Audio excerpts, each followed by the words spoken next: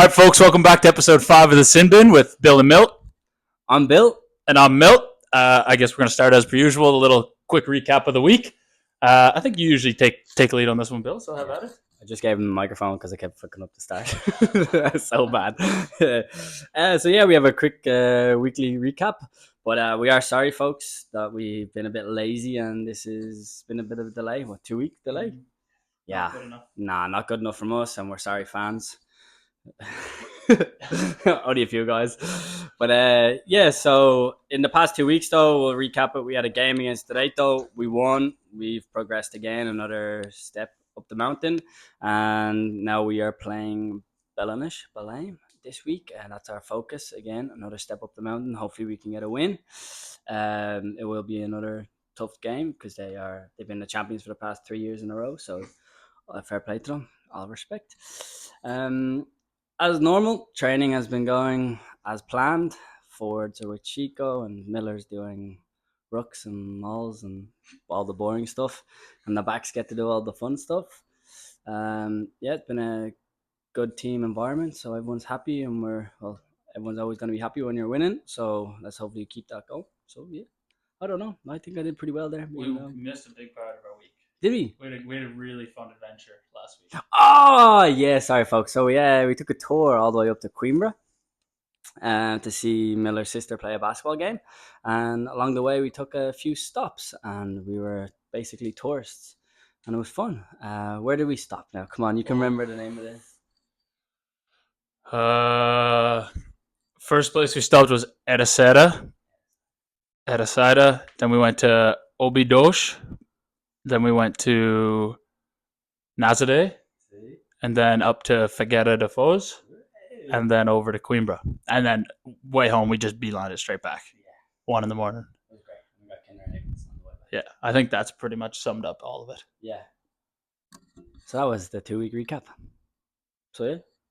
Okay, so we have a special guest for everyone. So we promised this, but it's been a bit of a delay. He's been too busy, and we've also been lazy, as we said. So now here it is, the final moment. And we're going to introduce him, will we? Yeah. So, everybody, this is Super Dad, or a.k.a. Hayden Hann. Welcome. Hey, guys. Thanks for having me, guys.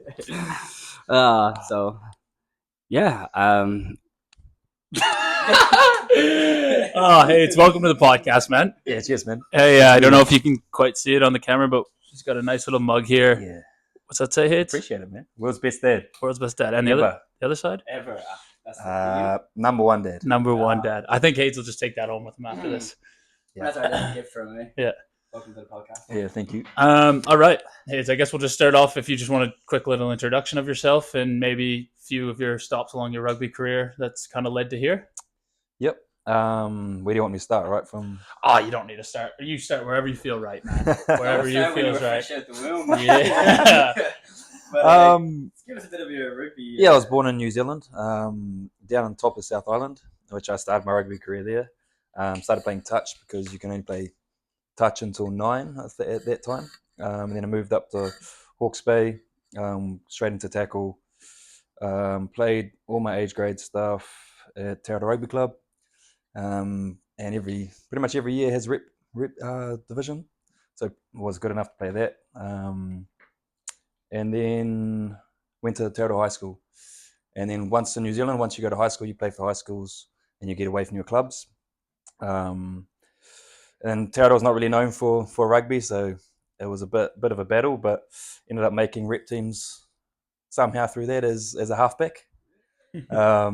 So I played most of my high school career as halfback, and then went to Otago University in Dunedin, where I didn't really take rugby too seriously. I was partying a bit much and drinking a bit much, and a little bit of study there too, where I became a physiotherapist was the main thing. Rugby kind of took a back step, and in my fourth year at uni, I moved back to Hawke's Bay to finish my placement, and I got into playing rugby up there. for Napier Pirates, and then a couple of years there, I managed to make it into Hawke's Bay Sevens, and then into the Hawke's Bay provincial team 15s. Only had 1 year in the provincial team, and then the next year I broke my wrist and my arm, so 2 breaks in 1 season. So I pretty much didn't play any rugby. And then I saw all my mates coming over to Europe and traveling and having a good time. So I thought I may as well, while I'm young, go explore and see Europe, which I did. I came over here to Benfica in 2019. Baby. Yeah, shit, 6-7 years ago now. Yeah. And then played 1 season for Benfica, and COVID happened. And then I was actually going to get sent home. Reached out to a mate, Kane, and he got me over to Technico. Played there for 2 seasons, and then I've come back to Benfica for the last 3-4 years. Yeah. Yeah. Nice little journey, that, eh? Yeah, it was a good. try to get as much in there as I could. Yeah, that was compact. Try not to drag it on though. Oh, it was good. Nice. Yeah. One of our questions was what made you want to come abroad? I know you said you've seen your friends, but like, did you really have an interest, or was it just like? Yeah, well, it was a big decision because I'd only played 1 year NPC, No. and I was a big reason why I was battling NPC was my size at centre. I was only when they first signed me, I was 78 kgs, and I had to put on a bit of weight. That's Billy size. So I got to 84, 86, I think, by the time we actually played the season. So I put on a bit of weight, and then after the season, again, I was still one of the lightest in that position in the whole comp. So I tried to put on a bit more. I got to 92, 92 kegs, and then I ended up breaking my arm twice, which didn't help. Well, you fell and you were too heavy, and you just. I was man. Nah, man. I had a little belly at that time, man. I had a little belly. Yeah, and then I broke my arm a couple of times. So I knew that season with NPC had gone. Hadn't played any rugby. And yeah, the tough decision was, do I stay and grit it out and play more NPC, or do and like take a few years and then I'm a bit older and then I might not want to go to Europe, or do I go to Europe now, maybe for 1 season and come back? Or I don't really have any plans to stay in Europe. It was mainly just for 6 months, go here, see what happens, maybe go somewhere else and come back. There's never like I'm going to go live in Europe for 6-7 years like I have now. Yeah. 6 months to 6 years. But the reason I came over here in particular was I had a mate, Tom. He had played in Benfica a few years prior, because I was looking. I think I had a contract in Scotland and in France, but it was low, and in Spain. But he was coming back over here, and he really convinced me to come. Him and another mate, Trent, they really sold me on the lifestyle. The main point, not the rugby, more the lifestyle. They said you're going to go over there, and the quality is not going to be great. But I was actually quite surprised when I came over. Quality was better than I thought. Yeah, me as well, man. Same thing when I got here. I didn't really know what to expect, and then it was. Yeah, we don't think of Portugal as a rugby destination, right? Yeah, no, not at all. It's all like Spain, France, and then the UK, obviously. Yeah. Yeah, I guess kind of backpacking onto that, coming from New Zealand, and I like maybe start to explain to our viewers like how high of a standard NPC is, because I know a lot of them may not know. And then coming from that standard or that style of rugby to the European Portuguese style of rugby, like what kind of aspects of your game did you bring, and did you have to change? You know what I mean? For myself, yeah. Yeah. The main thing I had to bring was knowledge, Yeah. because the knowledge, especially when I came, was in the team I came into, we had a coach that didn't really know rugby that well. It was a great motivator, but the rugby knowledge, even from the coaches and to the players, was very minimal. Yeah. Like, they love rugby, they're passionate as about it, and they watch it a lot. But there's the rugby knowledge, the simple little skills and the simple little details that that's probably the massive thing that I had to bring. To adapt was just you just got to adapt to the way the Portuguese culture is and the Portuguese rugby style is. You obviously have to learn, like, not everyone's going to be at the level you're at, so you've got to kind of work with what you got and help people around you rather than get annoyed. Because some people come and they just get pissed off and pissed off because like, how do you not know this or whatever? Because in New Zealand it might be really basic and we learn it as a young age, and then you come here and then they have no idea. So I mean, now it's a lot better, but 5-6 years ago it was a bit like that. Yeah. So then you want to go on to explain us your first season here, though, Kane Hansi, Technico, and you also won a championship in Portugal. Yeah. So what was that like, though, playing with Kane at Technico, and now you're against them? Can you give us a bit of like? Yeah, well, when I came over here, I didn't know Kane. Oh yeah. But Tamati did. He played against them, and so we went around to one of his house one night and had a few beers and got to know each other and stuff. So became good friends with him. And then obviously he brought me to Technico, and we became even better friends. And great, and he was player coach. Classic. Yeah, but no, it was great playing with him, and then playing against him. It's funny, man. Like you want to beat him, but you want him to do well as well, you know. Yeah. So to be honest with you, I actually messed up that question, but we're going with it anyway. Oh, yeah. What was it meant to be? It was just like, when you came over here and you found other New Zealanders. What was that like for your culture, like coming over here and not finding as many, obviously, but finding a bit of your culture, and then obviously finding Kane? That was my question, but I completely Yeah, well, I came over with one other New Zealander, but also my girlfriend at the time, who's now my wife, and his girlfriend. And his girlfriend. So there was 4 of us, and then another New Zealander came over. So it ended up being 5 New Zealanders I was living with at the time. And then altogether, yeah, we're living, in Benfica, and pretty much every team had a couple New Zealanders at that time before COVID. So as soon as COVID happened, everyone left, and then it took a few years for teams to start getting Kiwis back because of the flights and cost increased, and people didn't really want to go outside New Zealand because it was quite safe because of COVID, and everyone's a bit scared, and it took a while for it to come back, but more New Zealanders are coming back now. Okay, one thing that I have been thinking about today, I was just chatting to Billy about it. If you could say you could import one thing from New Zealand into your everyday life here in Portugal, what would it be? Import one thing. Whether it's food or I don't know.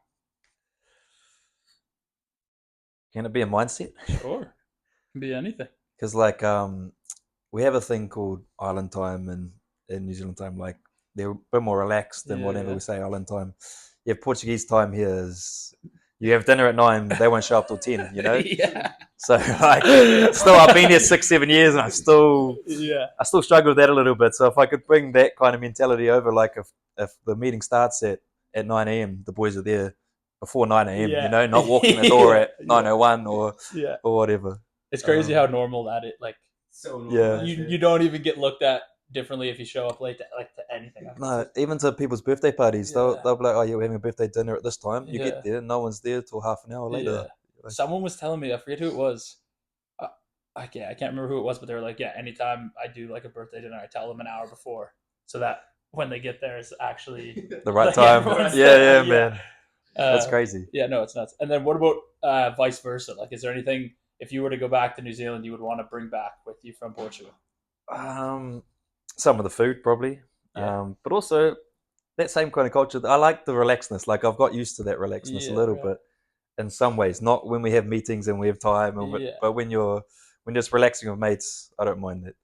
The lifestyle here, I'd want to take back. You know, like good. Yeah, it's pretty good.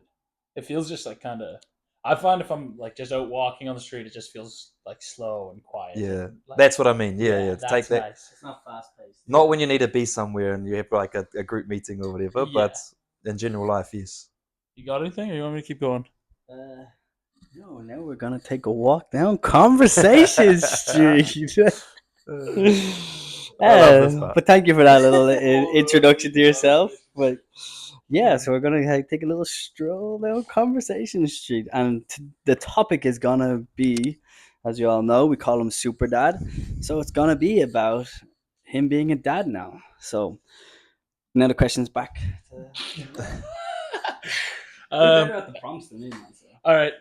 How about, do you find that since obviously playing like a high level rugby as your profession, like, do you find since becoming a father and daughter, or a father and daughter, a father and husband, Yeah.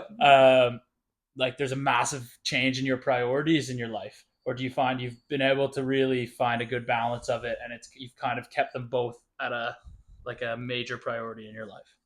No, priorities definitely changed for sure. Like, I mean, it's not that rugby gets like thrown to the side, but yeah, priority number one is family and looking after my daughter and making sure she's happy and she's got everything she needs and spending enough time with her, which was one thing rugby allows me to do. Mm-hmm. I mean, we're not 9 to 5, so we get a lot of time to spend with family, which is great. But definitely priority, like I want to win a championship with Benfica. That's my number one rugby goal at the moment, is to win Benfica a championship, because I've been here, I think it's my 5 seasons now, four or 5 seasons. And we're getting closer and closer, but we're just not quite getting there. So that's still my number one goal. But obviously, you have your family and your children, and that's definitely. I mean, anyone that's got kids will tell you that's their number one priority. Yeah, it's kind of crazy though. You've gone from like, because I lived with you and I seen you, and everything's gone. Like now you've gone from like,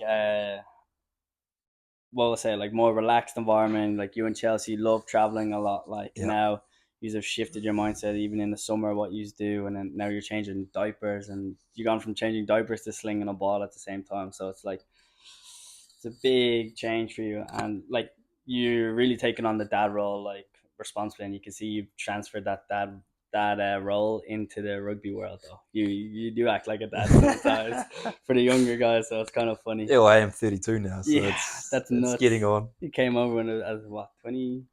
Came 27, 26, 27, yeah. That's nuts. Now you have a child. 26. And you're now married and got a job. Married as well. Yeah, you got married here as well. Yeah. So that's crazy. Mill? Yeah. How about we chat a little bit about you two lived together for your first year here, right? Yeah. It was your first year. And now obviously we live together. Any funny stories from when you lived with Billy that maybe you haven't told me already? PG ones or whatever you want, man. Well, we'll have to keep the PG, surely. Yeah. To an extent. On a technicality,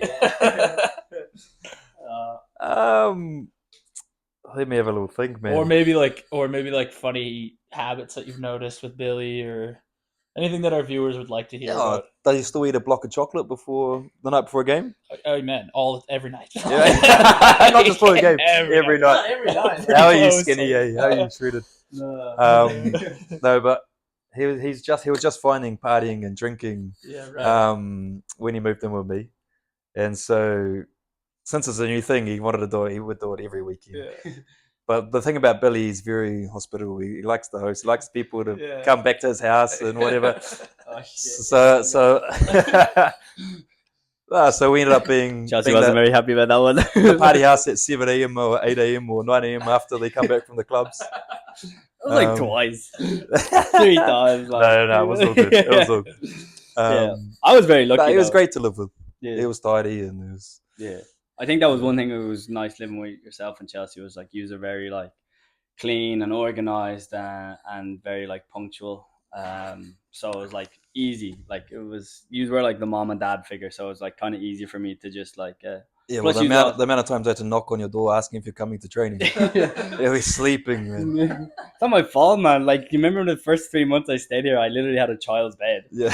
Literally with roses. Yeah. You could put me in that now. You slept on the couch, I think, more than your bed. Yeah, for 3 months I slept on it. Like, it was crazy. But yeah, what was I going to say to you? So, I had a question, but it just goes out of my head, so take over, please. I know I've just kind of switched off of the dad topic, but to go back to the dad topic. Yeah. That's kind of dead topic with me and Billy. So. Yeah, sort of. Yeah, same idea. Super dad. It all fits the category.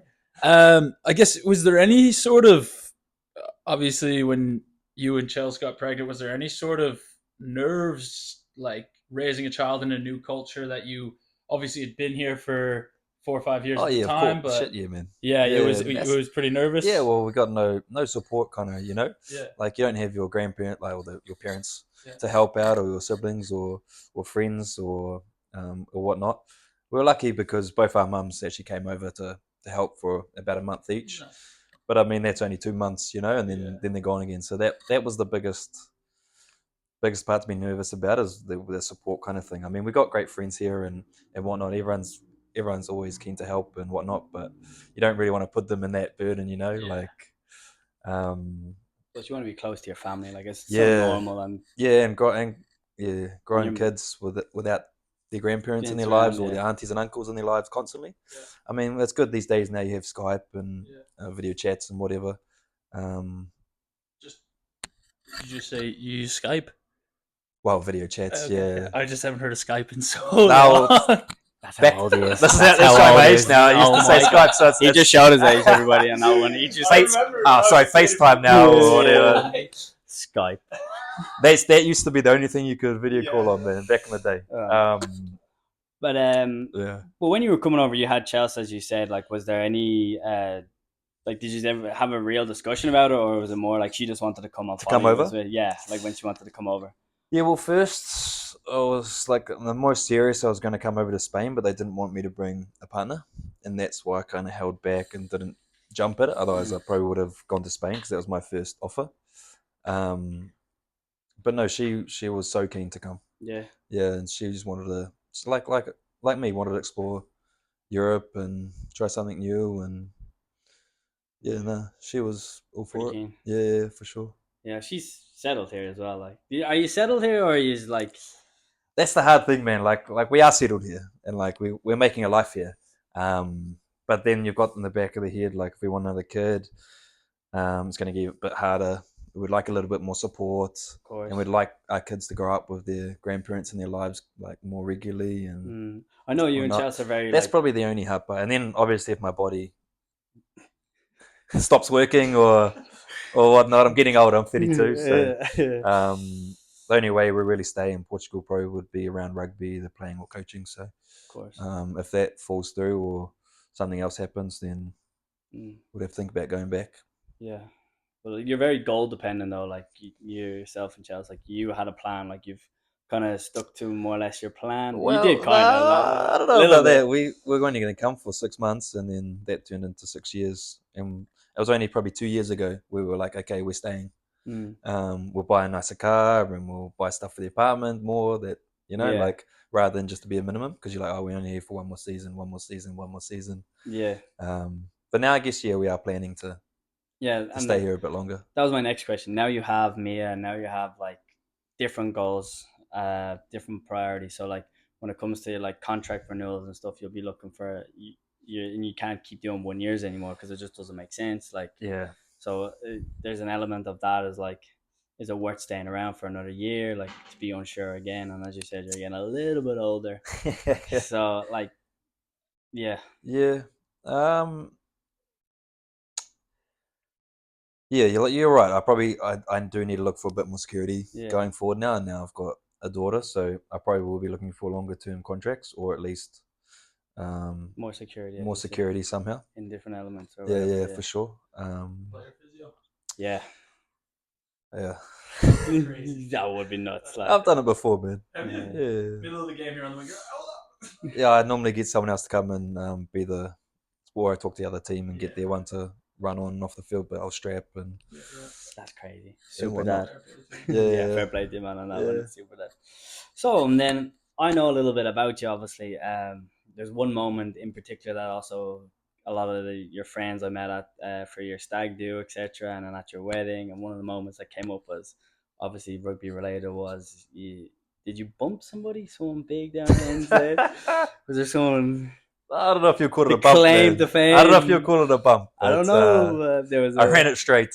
A rather straight challenge on anyone particular. Do you want to let the folks know your little claim to fame? Oh, you obviously know this story. Yeah, I know the quite story, well. but I think you should give it to them. I don't think I've heard the story. Yeah, Mill's never heard the story. I won't claim it as a bump, but I made some meters. Are you scared of him? He's not gonna see No. No, I don't care about that. No, I think we were Hawke's Bay playing Wellington in the Cape Town. We actually got pumped that game in the end, but they had on their wings AJ Lamb and Julian Savia. Yeah, I got past the ball, which was quite low. I scooped it up, and I had probably a meter to the sideline to work with or whatever, and there was a few guys coming across and one guy in front of me, so I didn't really have much choice. I think he thought I was going to step because he was still up quite high, step back in or something, but I decided, I mean, you know how I play. I run it. You always look for the bump. I like my contacts, so I ended up just running, even though I'm fucking half his size. Ended up just running straight at him and made a few meters, so yeah. Bump the bus. You bumped the bus. That's awesome. We'll find you got a clip of that. You have a clip of it? Yeah, probably. Definitely has that saved. We'll get that clip. I It's favorite. think it's one of my highlights. Yeah. Before a game. Here's a written thing, like bump the bus. On his wrist. Yeah. I'm not one of those guys. Oh, okay. Okay. I guess we'll stick on a bit of NZ culture here, Hades. Do you have much experience sitting in a circle drinking kava back home? Yeah, I've done it a couple of times, but I haven't done it with other Fijians. I've done it with mates that have been to Fiji and come back. Ah, right. Okay. So I haven't done it like in rugby setting or right. whatnot. I think that's like I'm not knowledgeable enough on it to really speak of it, but I've been in a few, and it's like it's a pretty cool cultural experience that they do. Like, and I remember my first time when I did it. It was like for me, it was kind of weird because you pass this cup of kava around the circle and it has to go through everyone's hands or in the one I did anyway. And when it gets to the end, you like say one thing you're thankful for, and then you drink it and you pass it back. And it's like in culture, I feel like in culture in Canada, like you would almost think like they're taking the piss when they're saying like, oh, I'm grateful for like whatever. I'm grateful for like my mates or my friends or something. And it's like, not that they are taking the piss, but just kind of that mentality that it's like it's weird to be that nice, you know. But they're so confident. See, I wouldn't think of that about Canadians, because you guys like stuff you say to me. I don't know if you're taking the piss or you're serious, because you're so nice. Yeah. Whereas in New Zealand, like if someone was saying that, you are taking the piss. Yeah, right. Like, we got a like tall poppy syndrome in New Zealand. Like if someone's like hyping themselves up, everyone wants to like cut them back down, you know, to bring them back down. Yeah, I don't know if I really like plead my case there how I was trying to. I don't know. It feels weird. Like I don't feel like being thankful for your mates was the one I was looking for. But in the moment, I was just like, wow, like a few of my. I can't imagine me and my friends doing this right now. You know what I mean? Like it's a different cultural thing, right? Very different. Yeah, and I feel like I don't know. There might have been like one Fijian there when I was doing it, but even like all those Pacific Islander boys, I feel like they're just so grateful for like whatever life they've been given, like when they move to NZ or Oz or whatever they do, and they're like they just become so thankful, so grateful for what they have there, and I think that's really, really cool. I think everyone should have some level of that as their mindset. Yeah, 100%. That would be a better place, but fully. Everyone would be happier. Yeah. But we'll say the third party part after the game, or that's what they say here. But when a rugby game is done, though, what do you miss that most? For sure. When I came here as well, Neil as well, like the third party is so different from like rugby nations to like the aftermatch. Like I say, it's like because most clubs here don't have a club room, so there is no real culture around that, right? Yeah. What was your favorite like cultural experience, or what's your favorite NZ after the game? Like you finished, like what would you love to do? Everyone goes in and has a beer together. At both teams, you know, both teams go together and you talk and you have beers together. So you normally have the speeches first, and you thank all your sponsors. Then you like the captain, and he talks about the game, and then the other captain will do it, and then you normally have a play of the day, and they'll have a mug of beer, whatever, on tap, and they'll have to scull that race. And then after that, you generally hook up a boat race between the two, and some boys will stay on, some will go back to their own club, but normally like the culture is you stay at your club and you drink and have a bit of crack.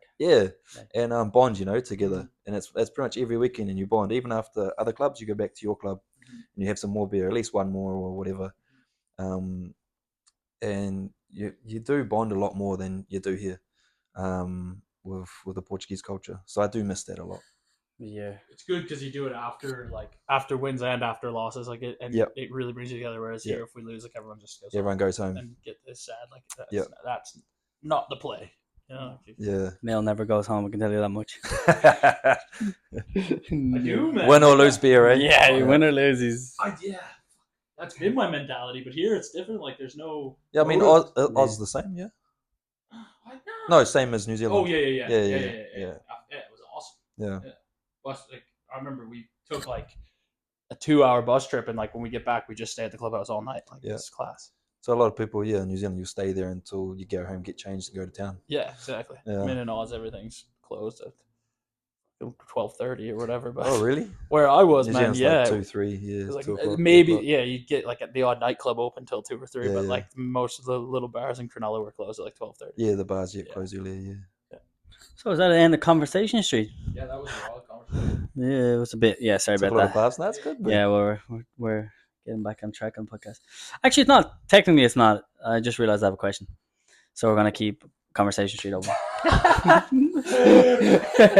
It's a long street. I like it.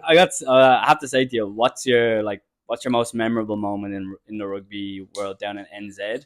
Like, what's your most memorable moment, and then your most memorable moment here in Portugal? In New Zealand.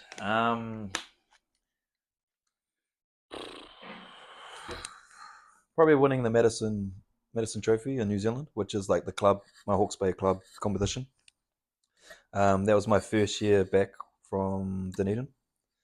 Yeah, probably winning that for the first time was awesome. And then a few days that followed. I bet. Yeah. But there we have a thing like it was a big rugby ball, Yeah. the Medicine Trophy, and it had a couple of little dents in it. And I can't remember if it was Monday morning or Sunday morning or what morning it was. But we were still drinking, and we're at the club rooms, and we had it on the table, and the boys were. I don't know how it started. Someone headbutted it, but it didn't dent. Headbutted it. Headbutted it, but it didn't dent. And I'd had a few beers. Yeah. Okay. And I'd celebrated pretty hard.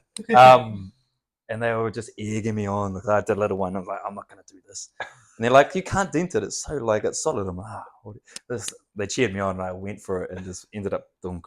a big old dent in a day. That trophy's still there. So funny story is we lost it the next year. It went to Marist, I think it was. And then after that, it was in pieces. When they got it. Yeah. Well, they said when they got it, but Right. I'm 99% sure they just destroyed the rest of it. But they ended up blaming it on us, on Pirates. Yeah, I heard Hayden headbutted. That story got out a little bit, yeah. Get out of hand. So now they've got it. I think they've got it locked up in a trophy cabinet, yeah. and No one's touching it. now it's a shield. Oh, is it? Yes, so you don't actually win a trophy anymore. Because of heads. That's got to be. Hopefully, that doesn't get back to anyone. That's got to be pretty special. That's that was home club that you grew up playing with. No, that's actually a different club. So I grew up playing for Taradol. Oh, okay. This was Napier Pirates. Okay. A lot of my mates played there, and one of my coaches for my reps team was the coach. Okay. And by that time, going to university and high school, I didn't know as many players in Taradol. Yeah, right. I knew more through rep teams. I knew more in Pirates, and so one of my best mates was there, and he got me to go. Mm-hmm. Yeah. Kind of like a home away from home there, though. Like it was, yeah. Were you just there the 1 year? No, till 2019. Oh, okay. So 2015, 24 years. Okay, yeah, nice. I think I racked up almost 80 odd games. Jesus. 90 games. Yeah. How many games do you think you played in your career? Could you put a number on it? Well, are you talking about like adult career or? Yeah. Nah, man, that'd be hundreds. I don't know. What do you think? How many games you played for Benfica? Wouldn't have a clue, man. Wouldn't have a clue. They don't keep it. It'll be hundreds, man, for sure. From down in Dunedin, Hawke's Bay, and then over here. Yeah. What are those seasons like? 21 games or? In New Zealand. NZ, yeah. I guess NPC Yeah, around is- 20 something games. NPC is short though, isn't it? Yeah. NPC is only 10 weeks. Yeah, right. Yeah. Huh? Portugal best moment. Yeah. Next question Oh, is. Portugal's best moment would have been, sorry, Benfica, but would have been winning the championship with Technico. We'll make a new best moment. Yeah.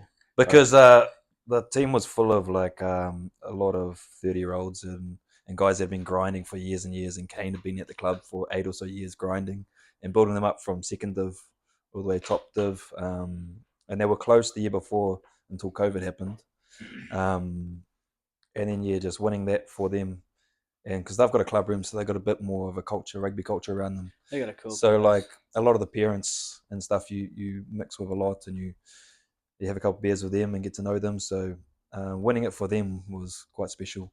I think about 12 guys retired after that from the team. Good thing to retire. Yeah, they're like finish one on and a done. high. Yeah, it's been working for so long, so that was pretty cool. Yeah, that's Yeah. class. And the next few days after that, it's It's Yeah, that was pretty big. That was pretty big too. It was, I think, 3 days of. was Kane celebrating. even around, or did he Houdini? No, surpringly, Kane didn't Houdini those 3 days. Attaboy Yeah. Kane, shout out to Kane. That's not like you. No, Nice. that was good. So you've been enjoying yourself here, though. You enjoy the rugby, and you're happy at the moment. And Yeah, for sure. I mean, I'm enjoying the rugby a lot more this year than last year. I barely played last year. That's also another question as well. From last year, considering that you missed the whole season more or less from. Yeah, I played probably 5 or 6 games maybe. Yeah, I say, what was that like for yourself last year, especially because like Chelsea was just had the baby, was it? Just had the baby. Yeah, Mia was in her first year. Mia was the first year. Yeah. A lot was going on for yourself there. So, how was your headspace? Like, what were you thinking? Because it was a big transition. Because It was a lot that year. Obviously, Mia being born, she didn't really sleep well for the first 6 months, so he was like a bit zombie. sleep deprived. And then I tore my hamstring 4 times, maybe 5 times. I had 4 MRIs anyway. The one time I didn't. Yeah, so I think I rushed back, and the lack of sleep probably didn't help it at all. So the mindset got pretty down, to be honest. And then I started questioning how long I actually have in my body left to play. But this year's given me a bit more hope, and I'm feeling good. So yeah. just a little broken ankle right now, but Yeah, there's this little crack in it, but that's all right. Just a crack in an ankle. Take a pill and strap it up, and it's all right. Nice. Yeah. You must. Yeah. It's holding together. So is Conversation Street done? yeah, I have nothing else to put in conversation. Right. Well, there's Conversation Street. Do we have another prompt? Is it on you or is it? I've gone through all mine. I don't think I've been. I think it was pretty cool. Like we could do some on or not ons on the spot. I have like 3 in my head. Yeah, we do like that segment. Miller loves this segment, on or not on. I like it too, They're man. just hard to think of. Yeah. But I think I might be better on the spot than like earlier. I was sitting there eating lunch and I couldn't think of any, but now I've got some in my head. Right. AI, man. ChatGPT. Chuck it in. Will I? That'd be good. Future, man. I'm thinking. Go on. No. Okay. No. Take over the mic. Okay. All right. On to my segment now. On or not on. Hades knows this one. Yeah, for sure. I think he was there when I thought of it. All right, Hades. Let's see. Mashed potatoes. On or not on? On, bro. I had them last On. night. On. Yes, man. Yeah, I was talking to Serafine about it massively today. favorite way to have potatoes. He didn't even know what it was. What? Yeah, he was like, "No, we don't do that here." Yeah, it's not a big thing You're here, missing man. out, man. You milk and It's butter. a British thing. Yeah. Yeah. A lot of butter, a lot of milk. Oh, I have one. Whip it right up. This was with Ollie or something. Yeah. So it's not really not on or on. Oh, Nutella and butter, or just Nutella, like on bread. Do you go butter Nutella or just Nutella? I don't really have Nutella at the moment, but this is useless. nah, but I'll just do Nutella. Yeah. Yeah. I think that's crazy. So I'm putting butter and Nutella. And Nutella, it's like double whammy, eh? Yeah. Yeah. Ollie, ew. Yeah, he said he would. Yeah, ew, Ollie. I do butter and jam. That's probably the only butter and jam. Yeah, that argument started because of the heel of the loaf of bread conversation. He was like, if it's a heel, bit of butter and jam is all good. And then you were like, what about Nutella? It's like, well, butter and Nutella, which is crazy. That is, yeah. It's like mixing white milk and chocolate milk. Horrible. No, there's one. Have you done that? Chocolate milk. On. Love Yeah, chocolate that's the milk. best. It's hard to find here, eh?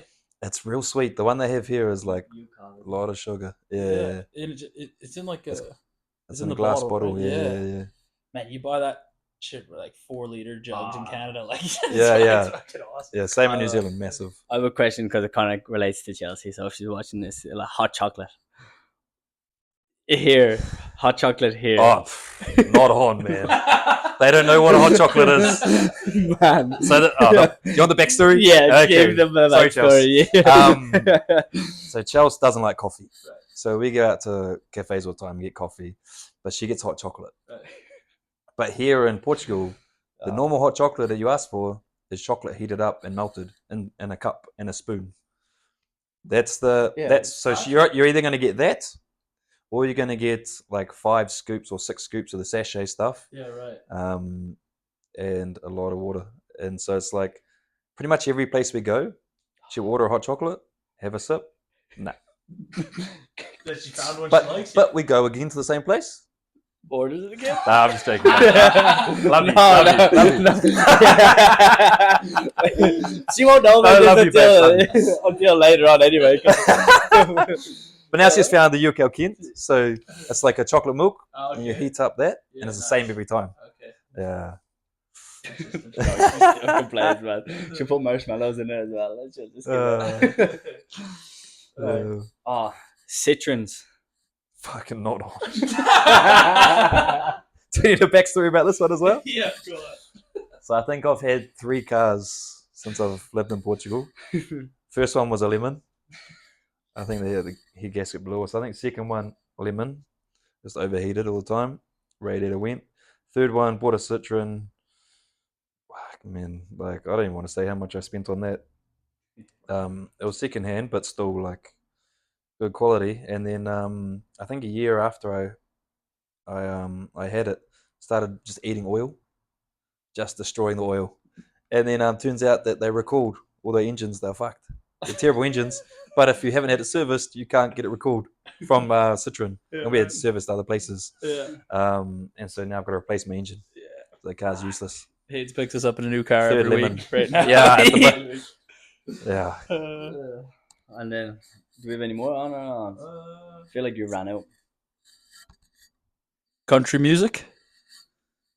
Hayes isn't a big music. It has its place, man. Definitely It has its place. Yeah. Yeah, I like a little bit Where of is its place? Kenny for Rogers you? and Kenny Rogers. does he say that's country? Yeah, old school, man. Yeah, 100%.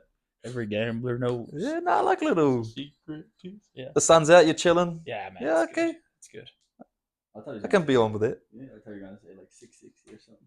That's not country, man. No. 660. It's 660 on or not on? On. On, class. Like any Kiwi you ask, you to say on, man. Yeah. Yeah, for sure. So, when you retire, straight up, yeah. You have not on questions. Oh, no, I do. What do you always slag me about Ireland? We always do like, what is it? What, you having a soup? You say, Yeah, you're saying, yeah. you're Sorry, saying hold certain on. numbers. I want to expose this. I want to expose this so much over this. Hayden says Guinness is just soup. I mean, Well, you're having a meal if you have a Guinness, aren't you? On or not on? What, that's a soup? No, yeah. No, not on. Oh, man. I say this to get at you, really. If you want to offend an Irishman, you go after Guinness. I'm sorry. You can say anything about it. Yeah. In the red immediately. Yeah, well, no. And then... I don't mind a nice cold Guinness for about 2/3 of the glass. And then it gets a bit thick. Yeah. But, Sorry, I'm just jumping back It's a and bit forth. soupy. I can see. Stop doing that just because he's here. Like, you're just doing that now. No, 'cause but he's let's here. keep wine. Yeah. Consistency of it, like. Yeah, she's for- thick. for its She's sake. thick. If you heat it up in a pot, like, I don't know, man. We're gonna have a serious chat after this. No. So if you were retiring, what's the one sport you're gonna go and play straight away? We all know the answer. Yeah, golf. Golf. For sure. I'd like to, if I could, I'd retire right now and play golf. You're a big fan of the golf over here. It's nice. No, for sure. They got awesome golf courses, and with our job as well, we get time off so we can go hit a ball around and I think you need a sport enjoy the to day. do something else when outside of rugby. I think when rugby's finished, since it's been, especially now, like it's every single day, a lot of stress on the body. You're gonna need to do something to Stay active. stay active and keep that mentality of. Otherwise, I mean, a lot of rugby players end up putting on a lot of weight when they stop if they don't have another, another hobby or another sport to play. Yeah, I think Golf's an easy enough fun too to keep you busy. But but It's hard time to play. consuming though, man. Yeah. expensive. Well, it is expensive, but Depends who you are. yeah, Yes. Portugal, it is. I feel like a membership, or like if you were to get a membership at like any nice golf course, it's pretty expensive. Yeah, I think they want a certain type of people. I don't know. Yeah, they definitely do. Yeah. yeah. Well, they don't want like some. Weren't you guys saying though it's like 80 euros around or something here? Yeah, it can be 60 to 80 or more. Even more, 120 sometimes. Yeah, depends where you go. Yeah. So Nice. that's our segment, is it? Did we call it a day? Well, no. Well, Hayden has to go back and be a dad, so we Yeah, have to, right. you know. Pick her up now. Hopefully Supermum's doing that. Oh, Hopefully he is my brownie boy. Yeah. She got to be Hopefully on Chelsea's there. doing that, and Yeah. I'll go back. So Go back and help Good out. coaching tonight. we did. Yeah, we got the coach in the 18s. Yeah, Great. Can't wait. yeah, you can lead that one, Billy. What day is it today? Thursday. Thursday. Yeah. Oh crap! That's a tack. There's It's a on you. Dad came out of Hayes at halftime last weekend. Yeah. Did it? Yeah. That's right. The boys were they sucked in the first half. We were 47 points down. Yeah, Yeah. 47 points down, and The boys saying they didn't want to play. yeah, it was crazy. And then Dad mode kicked in there, and Me and Bill went and passed the ball. yeah, and I half the just game. yeah, I just once he was in that frame of mind, like he was. Oh, I had to do something, man. It Though worked. their tails were between their legs, their heads were down. Yeah. I think we came back and won that half, We won. 21-3. Yeah, imagine they went for 3 points, man. Yeah, That's crazy. up 47 points. Up yeah, 47 for points, they went for 3 points. I think that's shocking to teach kids to do that, like yeah, play some rugby. yeah. So yeah, we'll let you go. You gotta go and get home anyway. Get ready. You got your daughter. Yeah, thanks, guys. Isn't that crazy though? Anything else from you, Hayes? That Yeah, feel like do you wanna? anything else that we missed out on that you feel is important, or questions for either of us? any Nothing that springs to mind, man. Nothing. Okay. No, thanks for having me. It's been good to chat. Yeah. Awesome. It's nice. Here, take this. Will you? You always do the outro. Oh yeah. Well, that's it, folks. Episode 5. I'm Bill. I'm Milt. See ya. Ciao.